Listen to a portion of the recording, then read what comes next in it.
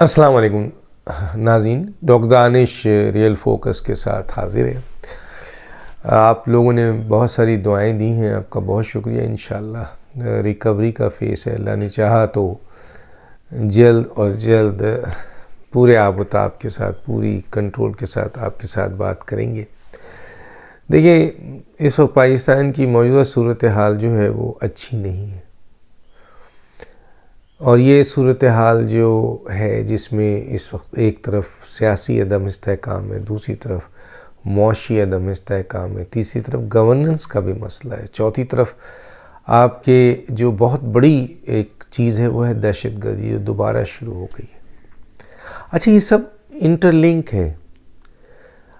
मईशत की तबाही सियासी अदम इस्तेहकाम की बुनियाद पर, सियासी अदम इस्तेहकाम और मईशत की तबाही से दहशतगर्दी में इजाफ़ा होता है।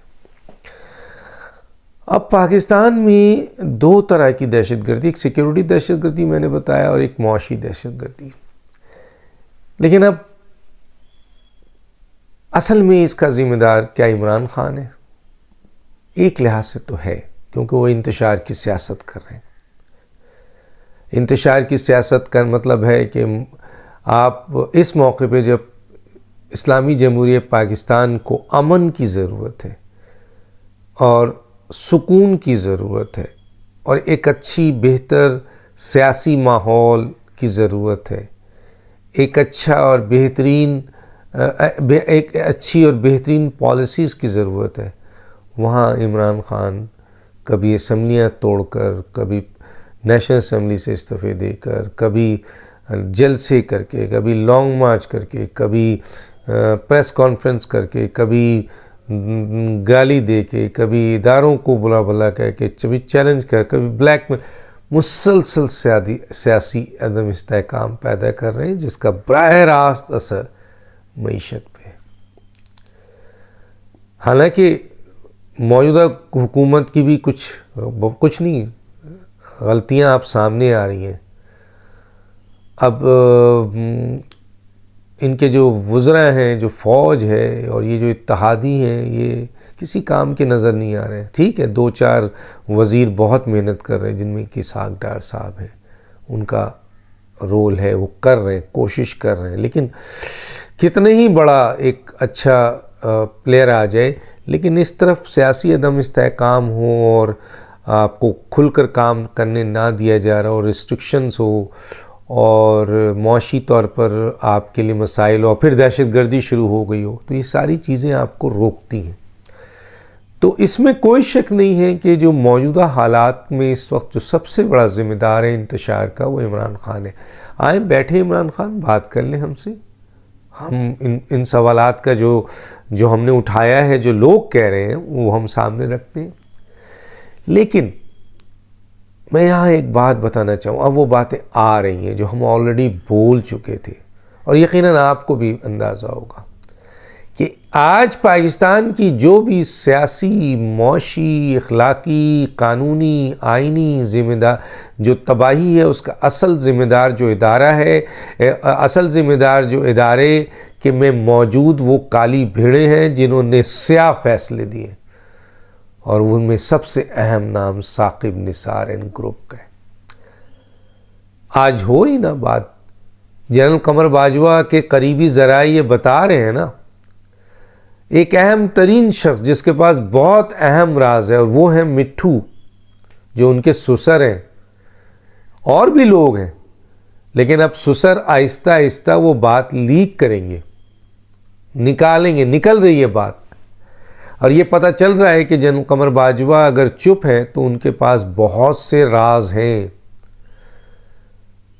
ये बात भी सामने आ गई कि जनरल कमर बाजवा ने इमरान खान साहब को बचाया और जहांगीर तरीन को इमरान की ख्वाहिश पर कुर्बान किया। क्या हमने ये बात आपको नहीं बताई थी कि नवाज शरीफ को जब ताहयात नाअहल किया साकिब निसार और उनके ग्रुप, जस्टिस खोसा, पूरा एक ग्रुप है, आज भी चंद लोग मौजूद हैं, तो वो जो पूरा ग्रुप था जिसने नवाज शरीफ की चलती हुई हुकूमत लंगड़ा के चल रही थी, या हिचकोले खा के चल रही थी, लेकिन पाकिस्तान इतने बुरे हालात में नहीं था जो आज, जो कल इमरान खान की हुकूमत में था।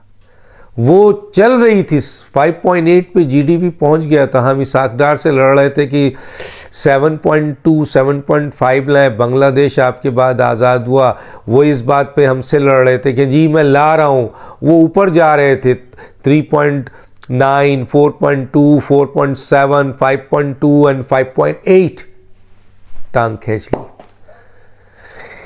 यकीन मानिए इस मुल्क की तबाही के मौजूदा जिम्मेदार साकिब निसार और उसके साथ वो तमाम जजेस हैं जिन्होंने एक चलती हुई हुकूमत को, मुझे कोई नवाज शरीफ, मैं बहुत क्रिटिक्स किया है नवाज शरीफ की हुकूमत पे, होना चाहिए क्रिटिक्स, लेकिन इस तरह से किसी की हुकूमत गिराई, क्या हुआ, क्या नुकसान हुआ मुझे बताया ना।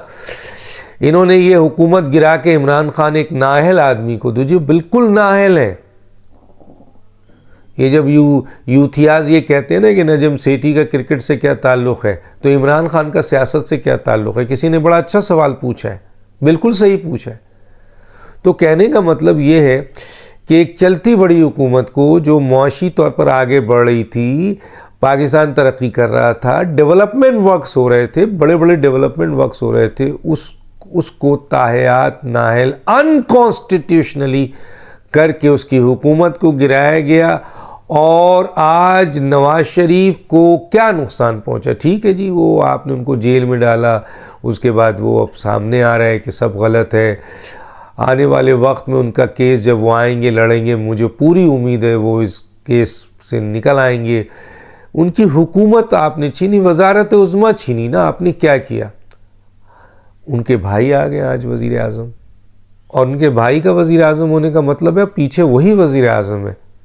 तो साकिब निसार और उनके जो जस्टिस खोसा हैं, उनसे ये पूछा जाए कि तुमने इतना बड़ा गुनाह किया है कि तुमने सिर्फ नवाज शरीफ की हुकूमत नहीं गिराई, बल्कि तुमने पाकिस्तान को आज सियासी तौर पर, मुआशी तौर पर, आइनी तौर पर, इंसाफ की बुनियाद पे, गवर्नेंस की बुनियाद पर ला के खड़ा किया है। आज पाकिस्तान को जो कुछ भी नुकसान हो रहा है, उसकी सबसे बड़ी जिम्मेदार साकिब निसार है।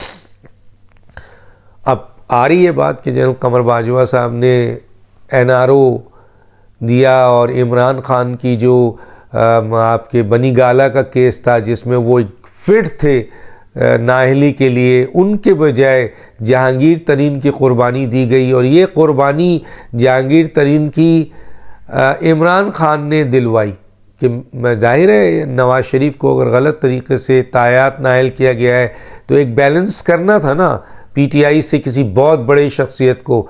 वैसे तो इमरान खान हो रहे थे तायात नायल, लेकिन उनको बचाया गया कि उनको वज़ीर आज़म बनाना था। ये सारा ग्रुप था। आज जनरल कमर बाजवा भी मानते हैं, गलती भी मानते हैं, उनके ज़राए ये कह रहे हैं कि वो गलती मान रहे हैं, उनके ज़राए ये कह रहे हैं कि उन्होंने इमरान खान के लिए बहुत कुछ किया, उनके ज़राए ये मान रहे हैं कि अगर उन्होंने मुंह खोल दिया तो इमरान खान कहीं के नहीं रहेंगे। लेकिन क्या ये ज़राए और दूसरी जगहों से, जैसे मैंने कहा एक बहुत ही अहम इंसान है मिट्ठू जो इनके समधी हैं, क्या उनके ज़रिए अभी मलिक अहमद ख़ान जो उनके बहुत क्लोज़ हैं, उन्होंने आपको तफसील बताई कि किस तरह साकिब निसार ने इमरान खान को क्लीन चिट दी और जहांगीर तरीन को लपेटा और बैलेंस पे लाके खड़ा कर दिया। अब मेरा सवाल यहाँ पर ये नहीं है कि नवाज़ शरीफ हों या वो बेनज़ीर होती या वो ख़ुद इमरान खान होते या कोई और होते, आप किसी की चलती हुई हुकूमत को इस तरह गिरा कर आपने जिस शख्स को लाकर बैठाया, आज ये मुल्क मुआशी तौर पर, अखलाकी तौर पर, समाजी तौर पर, सियासी तौर पर, आइनी, कानूनी, इंसाफ, गवर्नेंस की बुनियाद पर जिस लो लेवल पर आके खड़ा है, उसका सारी जिम्मेदारी साकिब निसार और उसके साथ जस्टिस खोसा और उसके साथ वो तमाम जजेस हैं। तो गोया किसी ने बड़ी अच्छी बात की कि पाकिस्तान की असल तबाही के ज़िम्मेदार वो स्या फैसले हैं जो अदालतों से हुए। अगर अदालतें इंसाफ, कानून और आइन पे फैसला करती तो किसी की ज़रूरत नहीं थी किसी इदारे की कि वो अपनी हलफ और आइन से इधर उधर होता और अपनी जो जॉब डिस्क्रिप्शन है आइन से उधर बाहर होता, अगर अदालतें इंसाफ पर मबनी फ़ैसला करती, सख्त फ़ैसला करती, कानून के मुताबिक फ़ैसला करती, तो गोया इस वक्त पाकिस्तान की तबाही के कई फैक्टर्स हैं, कई नुकसानात के कई फैक्टर्स हैं, कई एलिमेंट्स हैं, लेकिन उनमें सबसे बड़ा टॉप का फैक्टर अदालती फ़ैसले हैं और साकिब निसार जैसे जजेज़ हैं, जस्टिस खोसा जैसे जजेज़ हैं, जिन्होंने इस मुल्क को इस नहज तक पहुंचाया है। मेरी तो चीफ़ जस्टिस, मौजूदा चीफ़ जस्टिस ऑफ पाकिस्तान से, पाकिस्तान के वज़ीर आज़म से, आर्मी चीफ़ से गुजारिश है और जो आइन और पार्लियामेंट से गुजारिश है कि साकिब निसार और उसके ग्रुप का एहतसाब किया जाए। ये असल ज़िम्मेदार है, इन्होंने इस पाकिस्तान को यहाँ तक पहुँचाया है। नवाज़ शरीफ तो आज फिर वज़ीर आज़म हो गए, उनका भाई वज़ीर आज़म है, वो वज़ीर आज़म, क्या कर लिया आपने?